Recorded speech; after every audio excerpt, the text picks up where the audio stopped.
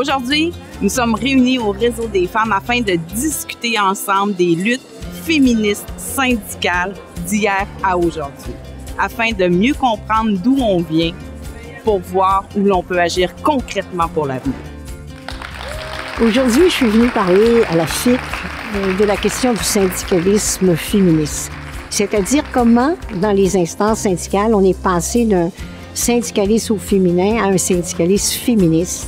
Et c'est parce que des femmes à l'intérieur des syndicats ont pris en main la responsabilité de la lutte pour de meilleures conditions de vie pour les femmes que les syndicats se sont ouverts progressivement à leurs revendications.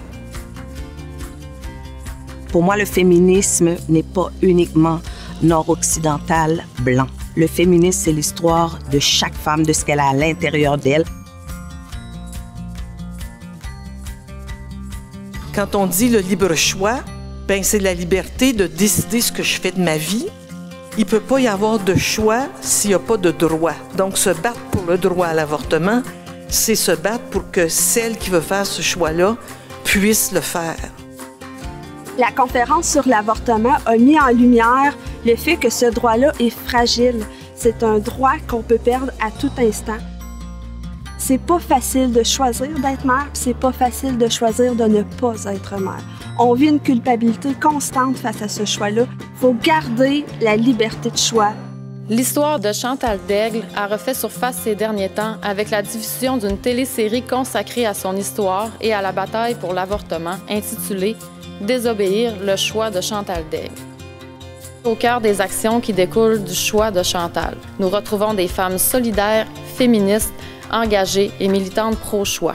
C'est par la solidarité de ces femmes et leur courage que Chantal Daigle a pu se faire avorter. Et aujourd'hui, nous avons la chance de recevoir deux de ces femmes, Lise Gratton. Ginette Bastien. On a rencontré Chantal le 28 juillet. Le 30, elle était rendue à Boston. Et le 1er, elle était de retour au Québec.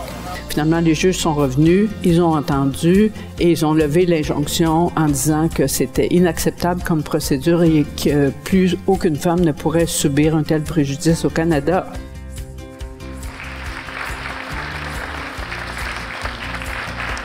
C'est ensemble que nous pouvons changer les choses.